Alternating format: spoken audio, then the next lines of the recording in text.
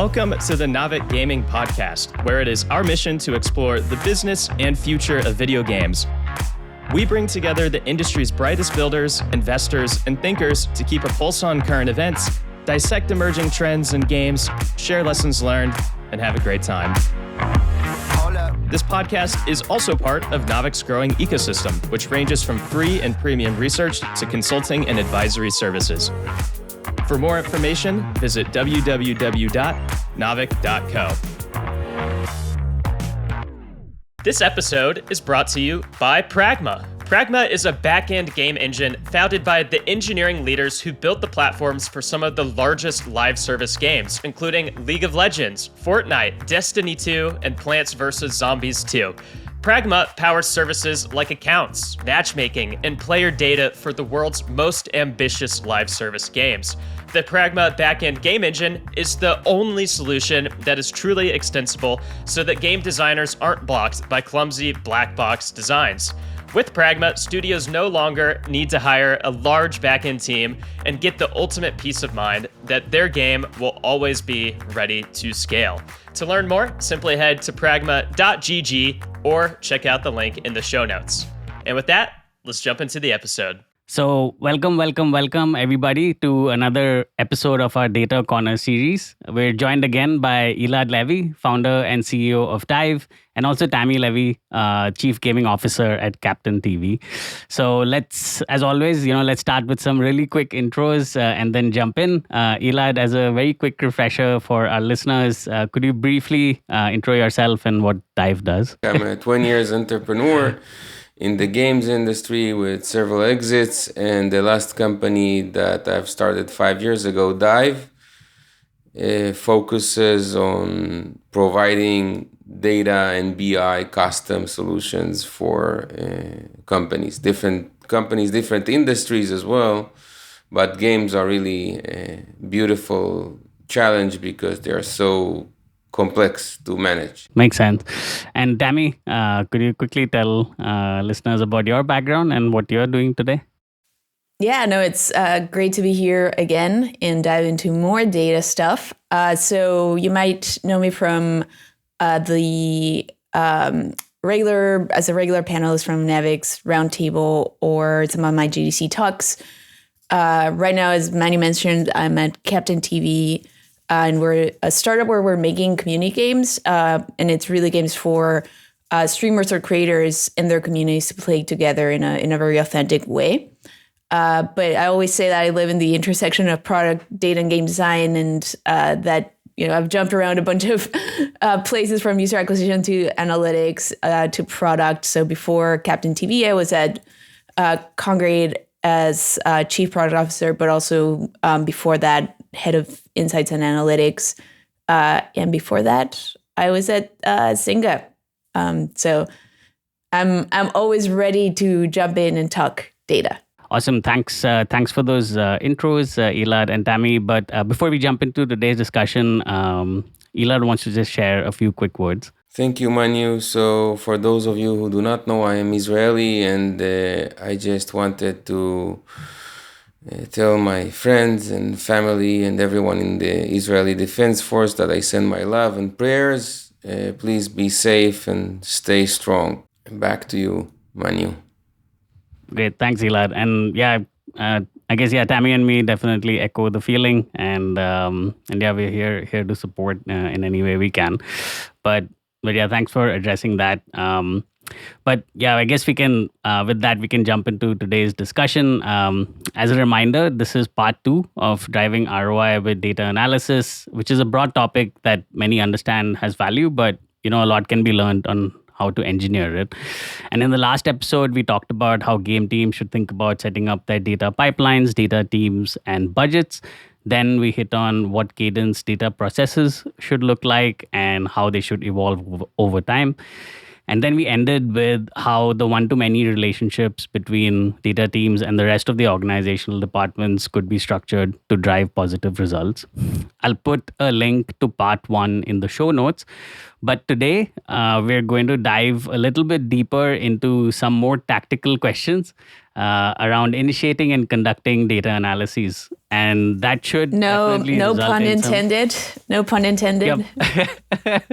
Yeah, every time I say dive, the crew here smiles a bit. But yeah, I think a lot of these tactical questions should result in some actionable takeaways for listeners. So we can pick things up from how Elad ended the last conversation. He mentioned that one of Dive's internal taglines is data analysis starts with questions. And I heavily subscribe to this line of thinking.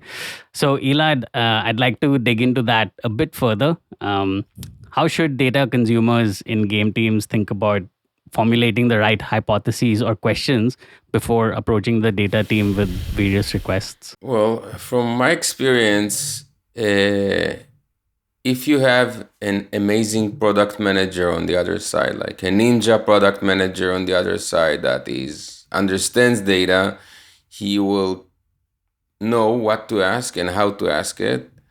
But if you don't, it's something that can't be learned over time, as in part of the iterative process of data. You start with simple questions, obviously, of installs, DAU, revenue, session length, basic stuff, and then curiosity starts, picking up, and you're like, what if we give like a different balance at the beginning of the session? Will it affect the session length or something like that? Or will it affect engagement, like looking for correlation? So it's a process that evolves over time, and every team have different questions. Like product managers, game designers, like game economists, for example, focus on progression systems and churn. Developers focus on crashes or crash reports or types of crashes per day or errors per day.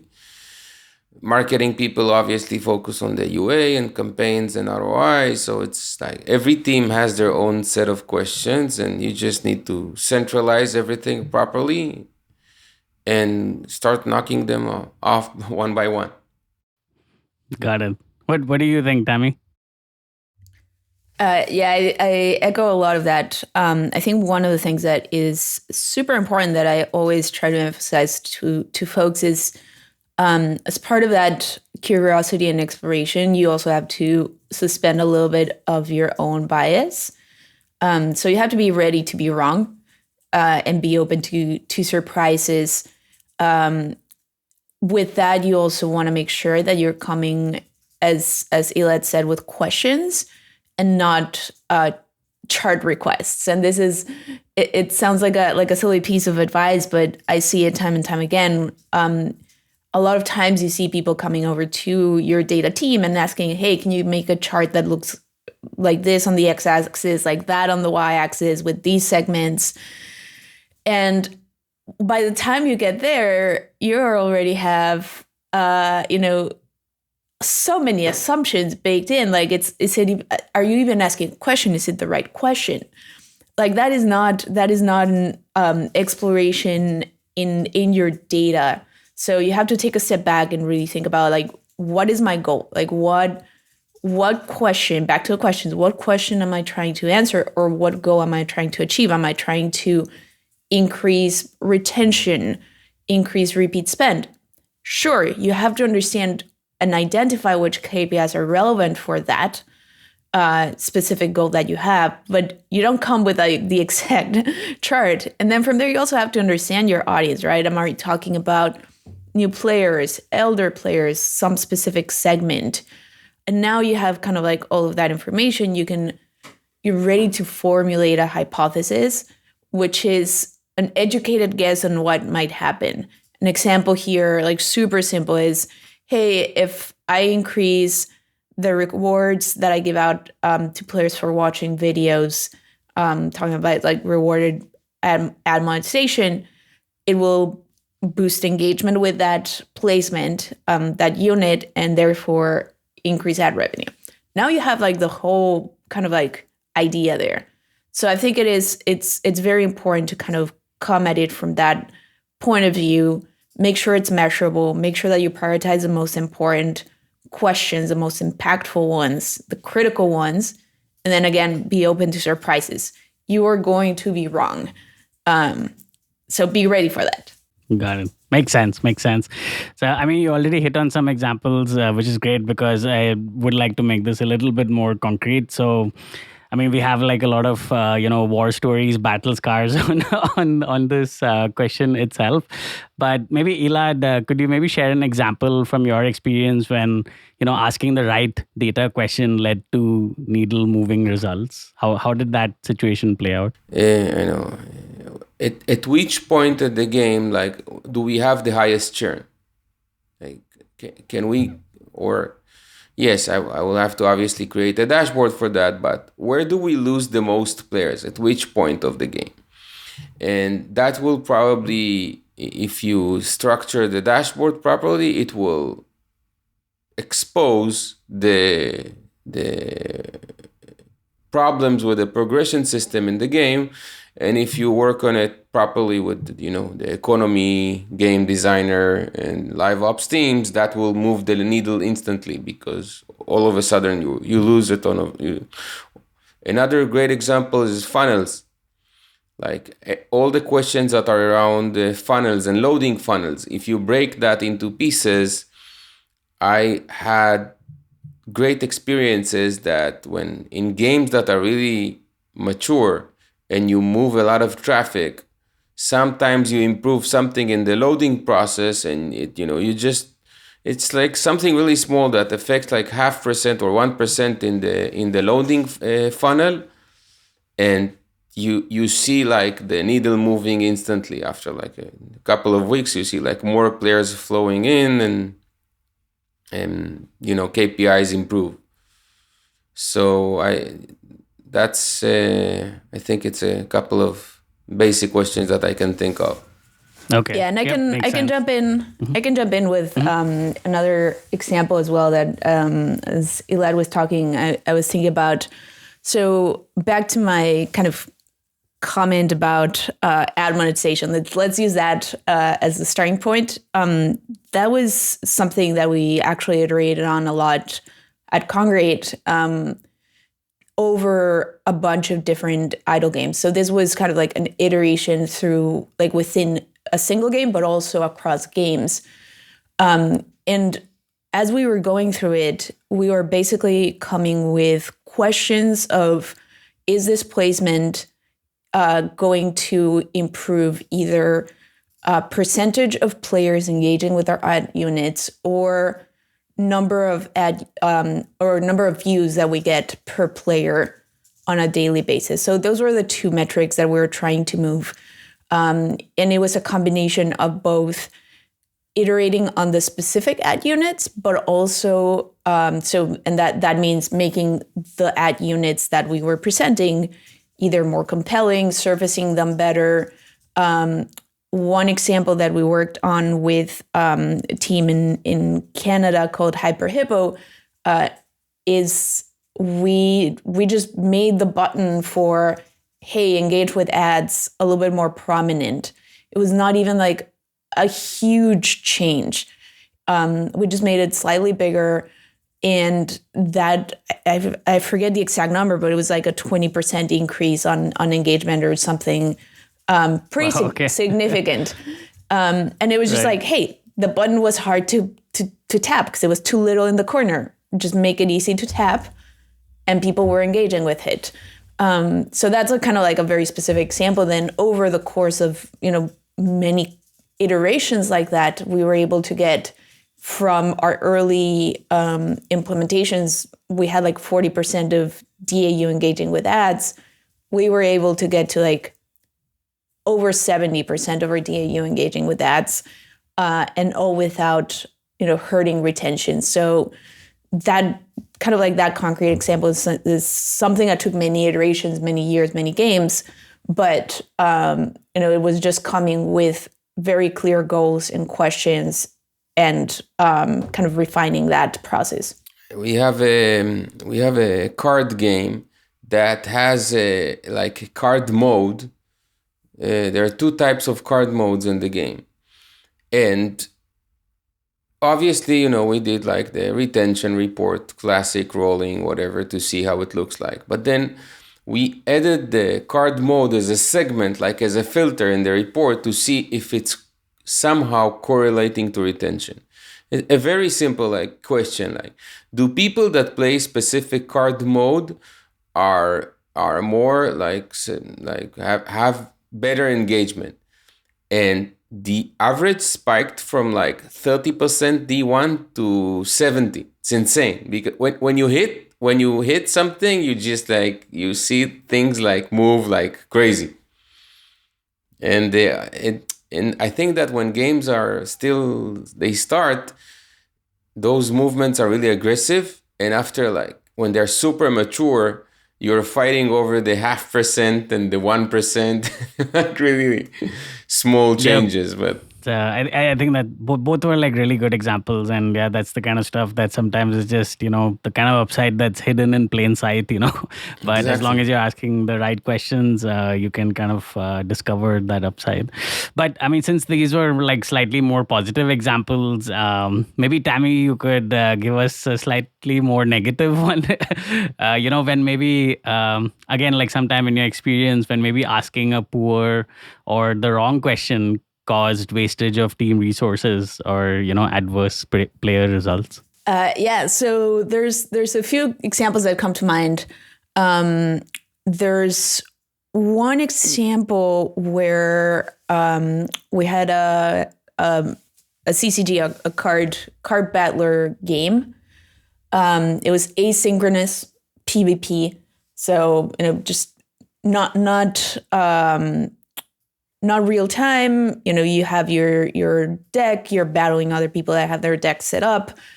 And we had kind of this very minor change. It's like a change that you're like, oh, what can happen? Nothing can happen, right? What was the change? We changed the order of who plays first. So which card gets dropped first. And, we were just like, cool, that's going to change a little bit win rates. So we had some hypothesis, team was thinking, it's like, okay, win rates are gonna change a little bit, but didn't think much about it after that. And we started seeing a community get very upset about hey, the game all of a sudden got super hard. This change is brutal. You can't win. There's very real disadvantage on going second. And we were looking at the dashboards and the data, and we're like, oh, there was a little drop on the win rates. What? They're crazy. Nothing's happening. Right. And it took a lot of cycles to dig in and figure out what was happening. But it was just one of those things where it's oh, the community just doesn't like the change, right? But it just got escalated more and more. And as we started digging a little bit deeper, there were two pieces to it. One was that we were the dashboards actually had some SQL mistakes. The SQL had errors. Right. So there's also that piece of, hey, you're gonna, if you don't have a solid QA on your data and your dashboards, you might be looking at the wrong data. So that's lesson number one there. Lesson number two was, even when we fixed that, the dip also looked, okay, it was more substantial, but it was not as prominent. But once we started segmenting by certain types of players, specifically player age, it was mostly player age, there was this huge difference. New players, just based on how matchmaking worked, they were fine. But the hit that elder players were taking, our most vocal players, our players who monetize the most, et cetera, the hit was they had gone from let's say something I forget the specific numbers, but it was like something like from like 70% win rates to 20% win rates. And that is like a brutal, hit to the experience of the player and like their progression. And, of course they were going to be in an uproar for like this having happened. And it was just like a lot of cycles to get to the bottom of it. And I think it's this was not specifically not asking the right question, but looking at the data in a wrong, kind of from a wrong lens, I would say. So that's kind of like one of the big examples that comes to mind on like rabbit holes that you chase that, it takes a lot of time to really uncover the right answer if you're not coming, we didn't really have a question when we made the change of like changing the order of who goes first or a goal, right? Yeah. I can completely relate to that. Just like the example or just like the situation of who is the start player and changing that, because I come from a family. My wife's side is a heavy board game like playing family, and the biggest discussion for every board game, and now we have kind of formed like fully randomized solutions for figuring out who the start player is. But the biggest discussion is always who is the start player, because it comes with a lot of advantages and disadvantages. But that's just like a random side story. But yeah, Elad, do you also have like an example to share, a slightly more negative one? I do have actually a couple of examples that came to my mind. First is I saw a lot of time and effort getting wasted on excess events. I think Tammy said we track everything in the previous episode. That the we track everything is a real dangerous thing, because it complicates everything. It creates more work for QA, more work for the data engineers. The analysts are just overwhelmed, and they completely, at some point, they start losing like the focus of what was the original question. They just send events of everything, and it's just a pile of garbage that no one is validating and cleaning. And this is excess events is something that I really recommend avoiding, at least in the beginning. And then another thing that is missed, not the wrong questions, but not asking that question, is building source sync dashboards in the beginning. In gambling, we used to call them MIMO, money in, money out. Because quite often you release something in the game, or you fix a bug, or you create a new bug where you start sourcing coins, and that instantly affects revenue, because revenue just starts dropping out of the blue, and chasing that is insane. It takes a long time, So unless you have a proper dashboard for it that you can monitor daily, it's really, really risky. Yep, makes total sense. Awesome. So let's move on to the next step of the data analysis funnel. The right questions have now been asked. The data is in, the analysis has been done, and conclusions have been made. This is kind of the point, when game teams need to take action. And a key part of that is getting various stakeholders buy-in. So Tammy, what would your thoughts be around how game teams should, present the data results and propose next steps to stakeholders in different teams, and also stakeholders of different seniority levels? That's a place where I think that we don't always focus our conversations about data, and it's crucial. It's like, what are you going to do next with the data, right? And I'm a big fan of thinking about it as storytelling with data. Like, you have to really think about, you're telling a story. You have to make sure that it, has a beginning, a middle, and end, and it's a compelling beginning, middle, and end. So think about it as that. You're telling a story. Your data has to back up that story. Your takeaways have to back up that story. But kind of going into more specifics, you mentioned different stakeholders. I think at the very beginning, like once you're putting together a presentation, a product review, a deep dive, an analysis, whatever presentation you're putting together, you need to think about your audience. Who am I talking to? Am I talking to the game team? And am I talking to designers? Am I talking to marketing? Am I talking to leads and execs? They will have different priorities and care about different things. So, it's super important. You're not going to include the same data for an exec report than for a deep dive for the game team that's like working hands-on on like the nitty-gritty of the game, right? So that's one piece. Two is really think about how you visualize the data. I think it's, I see so many charts and graphs and that just don't tell me anything. So you want to make sure that, when you're presenting a visual, I understand what you're communicating. And, just for like more specific examples, there's so many mistakes on data visualization that I see out there from your axis, like your retention, for example. Let's say you're showing your retention and your axis, like you have super zoomed in instead of having it like from 0 to 100. And it looks like, hey, the game took a deep dive, right? It's just like retention took a huge drop.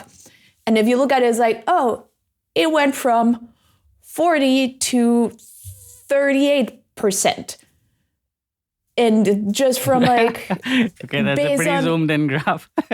Yeah, based on your axis, of course it's going to look like a disaster. But is it? So that's one example. Another example of like how I see just data mistakes out there is, learn when to use decimal points, right? Like I don't need to know that 3,675.32 dollars were spent, et cetera, et cetera, et cetera. Like that, again, you're not telling me a compelling story. Like you're distracting me with details that might not be necessary specifically for you communicating results. Another piece of advice, when are you talking about absolute numbers versus percentages? And when you're talking about percentages, do you have a significant, like a sizable group of players that you're talking about? Because you can't tell me that 50% of players out of a cohort of 10 did X, Y, and Z. That again is like very misleading. So there's like all these pieces where, when you're talking about data, you can be very misleading. So make sure that when you're thinking about the data that you're presenting and telling this story, again, suspend your bias, make sure that the data is like you're being objective with the data that you're presenting and that you're following, good practices on how you show that data.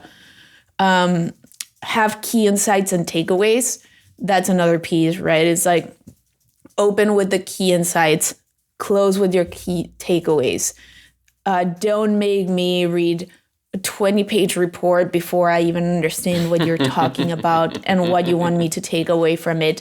And this is regardless of your audience. Like the data that you include on those key insights and takeaways will change based on your audience.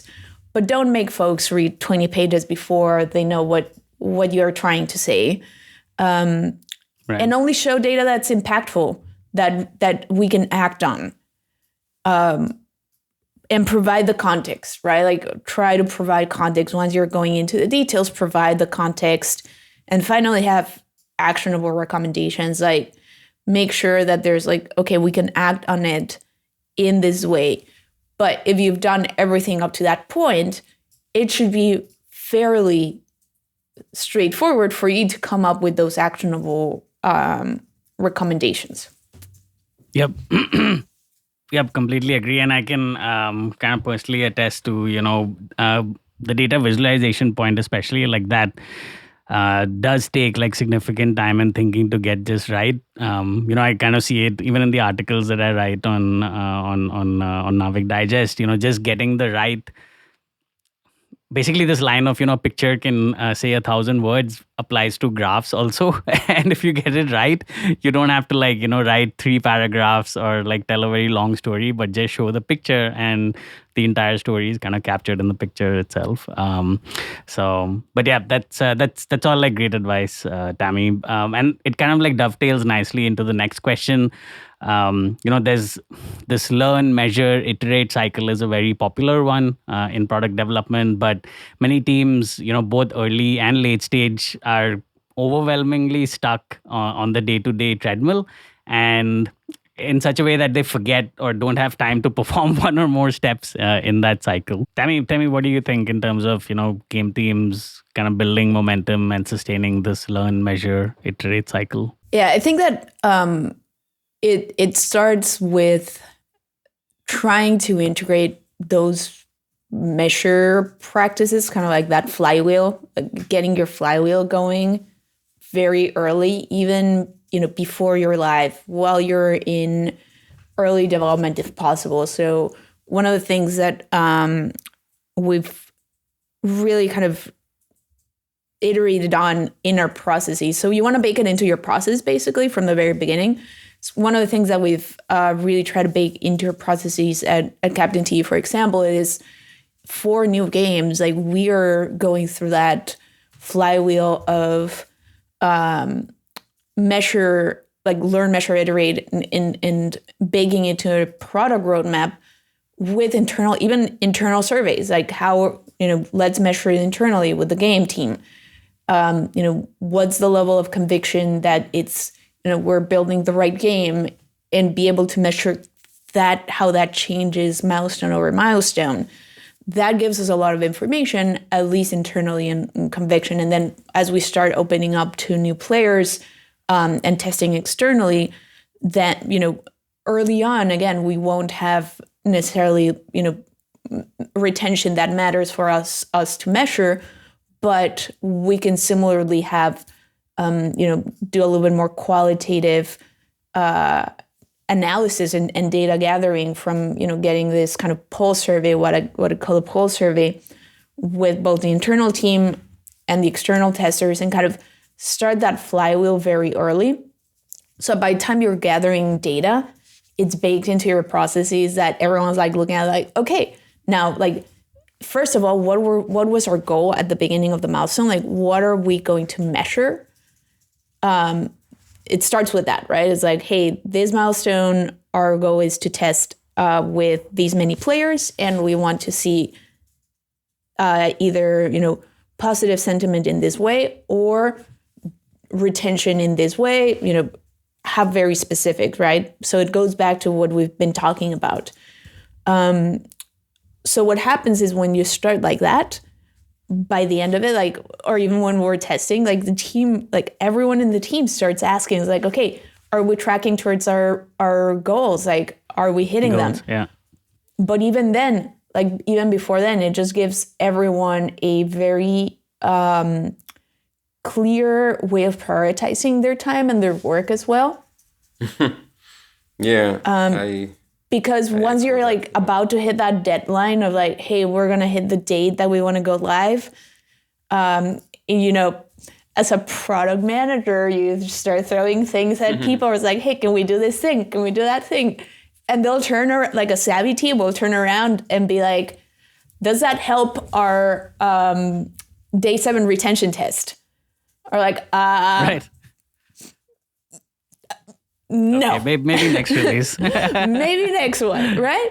So it's just like building those processes and like educating the team to be savvy in that way. I think like part of it is like educating it. And, if you did not start that early, you can always start getting your team moving towards that place. But you need the team to care about, like the whole team to care about that flywheel. And you need, your leads in the team to be driving that as well. Exactly. And integrating into every part of the process of what you're doing. I used to, I'm sorry, Tammy, I really agree with what Tammy says. I worked as a CTO for many years, and I managed BI teams, and I used to argue with the product managers. I used to force them to add in the product spec the questions and everything, so we would bake it into like Jira as subtasks. It was part of the feature development, so that when everything goes live, we already know what we track and how it's being tracked already on production, because otherwise you start running around, like headless chickens, and like, oh, we don't have this event, we don't have that, because the question was not there in the beginning, and it's like, yeah, but you can't do that, and you can't change this, and it becomes like everyone like pointing fingers at each other, and it becomes really messy. So wasting time. You really have to that's a key role, I think, of tech leads or CTOs, or that, to bridge the gap between product managers and the development, so that when we execute what they ask, what the dear product manager asks us for, so it's executed properly. Makes sense. All right, so we're coming up on time.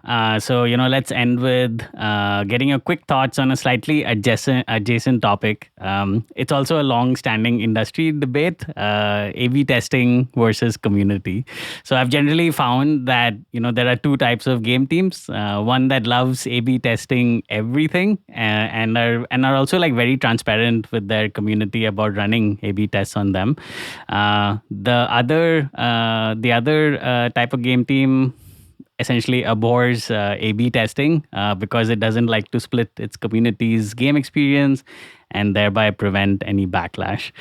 So Tammy, which school of thought do you subscribe to and why?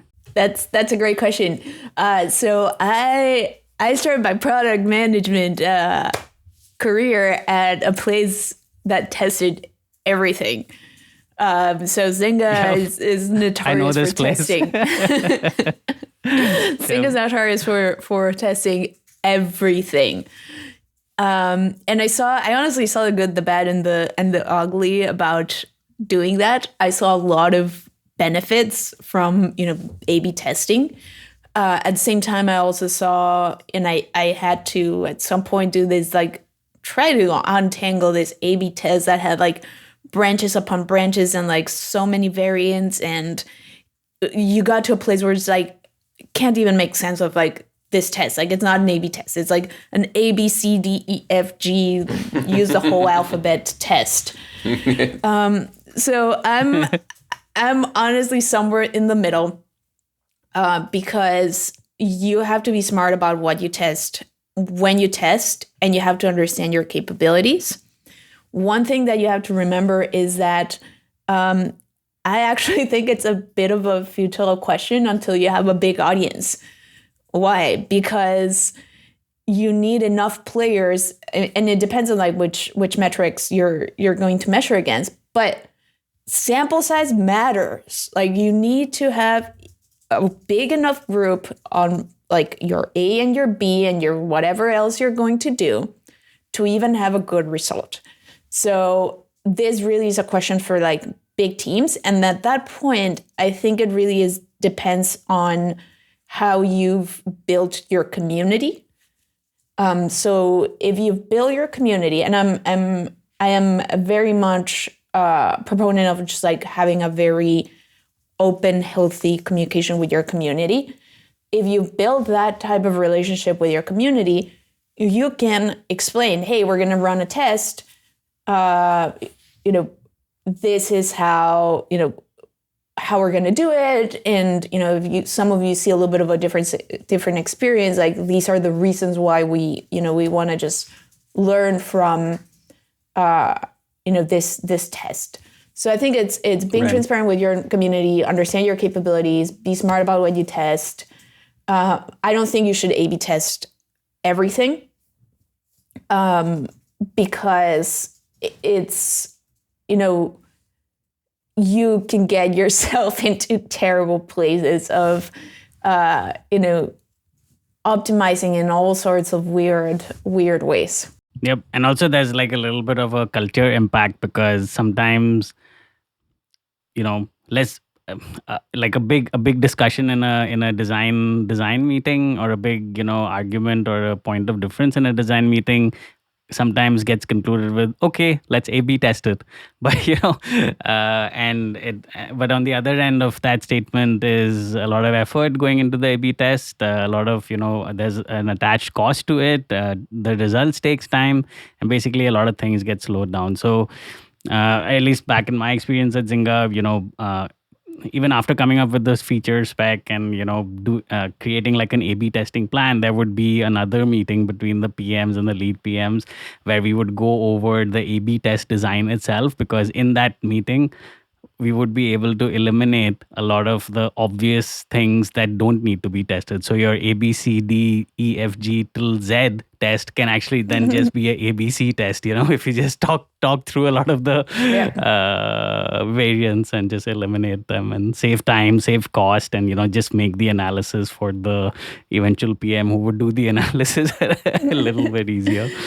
The other piece in what you just, I think, kind of touched on it a little bit is like, test things that are going to be impactful. Test big changes. If you're testing two variants that, there's like a 10% difference between how many coins we give to these players versus these players, is that actually going to make a significant difference and impact to your game? I don't know if that's going to make a difference to your game. I assume no. But, test big changes that are actually going to be impactful on the game. And back to one of your previous questions, Manu, tests are used to validate hypotheses. So you have to have a hypothesis. You have to have a theory of, what it's an educated guess of what might happen and what metrics will improve. And I see a lot of times, like, kind of what you were saying, just like being used as a cop-out of like, I don't want to make a decision on this, so let me just A/B test it and see what the data says. And it's a little bit of like a cop-out by data. Yeah. But yeah, Elad, what about you? Which school of thought do you subscribe to, and why? So first of all, I love A/B testing, obviously. And I really think you have to take it slow. Volume, obviously, like Tammy said, is critical. But, you have to take it slow. Like the whole A, B, C, D, E, like gazillion tests at the same time is very confusing. You have a ton of KPIs moving and doing it at the same time. It's a bit... it's too ambitious in my taste. I prefer taking things slow, Few more one weekend you test that, another weekend you can test that. It's okay. I've had cases that even before getting into mobile and social games, I worked in online gambling. I remember that something simple as A/B testing the color of like a button, that we changed it from red to green, spiked the CTR like crazy. So you never really know what will happen. And you also never really know what it will affect. You have a theory that it will affect, I don't know, click-through rate, revenue, whatever, but I like, that's why I'm saying, finish the test, let the data sink in, and then see. Maybe it affected churn, maybe it affected engagement, the session length. There are like a lot of KPIs. And when we develop Dive, the dashboard, we have A/B testing in our dashboard. And many companies do A/B test by goal, which is a nice idea in theory. But every company, every game studio we ever worked with, they ask for so many KPIs after the test that you cannot really define a goal beforehand. So in many cases, what we've done is we built the dashboards with like 50 KPIs or like something insane, like 20, 30, like a ton of KPIs. And then, check post A/B test what happened in that, in A, in B, in control group, etc. So, because you don't always know what will happen as a result of that test. Regarding community, I love community feedback. I think it's critical. I think it's one of the biggest input for because data tells a story, but community can explain things that data will never ever be able to explain. So proper community management has a ton of insight to a game. But your question specifically, I'm not a big fan about that transparency part, because it depends on the game, to be honest. Because games that are kind of a single player, let's call it, like, I know, Match 3 or, in Social Casino, you don't interact with other players. So if you run an A/B test, no one really knows about it. I mean, unless they, post in the fan page of Facebook that they got this or that. Multiplayer games are most social by nature, so they will probably speak more between them. And then if you try to do, you give more coins or something to one group or the other group, then they will start arguing or complaining. So it depends. I would be more cautious in multiplayer games, very social games, versus the single player ones. Yep. Makes sense. So yeah, I mean, I guess, with many things in life, the answer is it depends. But it sounds like it sounds like both of you are kind of somewhere in between these schools of thought. Basically, to kind of summarize it in one line, it would be, I guess, what your takes would be is there's just a time and place for either approach. You don't go on either end of the spectrum. Don't live on one end of the spectrum all the time, but just kind of pick and choose depending on the situation, whether you should really A/B test something or whether just go live with the change, and the numbers will kind of make it obvious even without an A/B test. But great. I think that's a great way to end it for today. Thank you again, Elad and Tammy, for coming on. Elad, if listeners want to get in touch with you and learn more about Dive, how should they do so?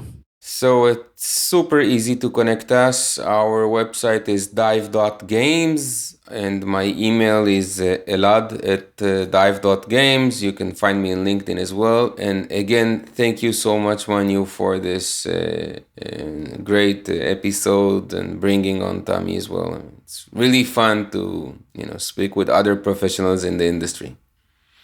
Yep. I think we could have probably do 10 more parts of this series, but we'll stop here. And how about you, Tammy? How can people get in touch with you? So you can ping me on LinkedIn. I am slow to reply, but I will reply, I promise. My LinkedIn hygiene is not the best, but I will always be happy to connect, chat, and even jump on a call and exchange stories. I love connecting with people, and I think that I'm very much about if we share our learnings across the industry, we'll just be a better gaming industry as a whole. So definitely reach out. Awesome. Great. Then thanks again to the both of you. And we'll be back with episode number 4 soon enough. And probably in the next episode, we can touch more on where data analysis is going in the future. How teams, processes, and everything around this topic is changing going forward. I guess we'll end it there and see you in episode 4. If you enjoyed today's episode, whether on YouTube or your favorite podcast app, make sure to like, subscribe, comment, or give a 5-star review. And if you want to reach out or provide feedback, shoot us a note at podcast@naavik.co or find us on Twitter and LinkedIn. Plus, if you want to learn more about what Naavik has to offer, make sure to check out our website, www.naavik.co. There, you can sign up for the #1 games industry newsletter, Naavik Digest, or contact us to learn about our wide-ranging consulting and advisory services. Again, that is www.naavik.co. Thanks for listening, and we'll catch you in the next episode.